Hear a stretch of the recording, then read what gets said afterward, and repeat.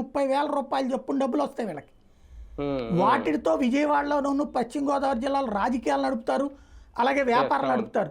దాన్ని కొట్టడం అనే అప్పట్లో కొడితే తెలుగుదేశం వ్యతిరేకించింది, కమ్యూనిస్టులు వ్యతిరేకించారు ఉమ్, ఆ రోజుల్లో, ఏది ఆ చెరువుల్ని కొట్టడానికి.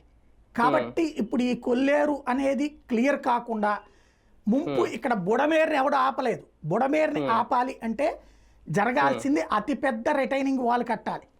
ఉమ్, అది ఎక్కడి నుంచి అంటే ఈ బుడమేరు పుట్టేటటువంటి ఖమ్మం కృష్ణా బోర్డర్స్ ఎక్కడైతే ఉందో అక్కడి నుంచి వెళ్ళి కృష్ణా నది దాకా ఏదైతే పోలవరం కుడి కాలువకు ఉందో ఆ మొత్తానికి రిటైనింగ్ వాల్ కట్టాలి.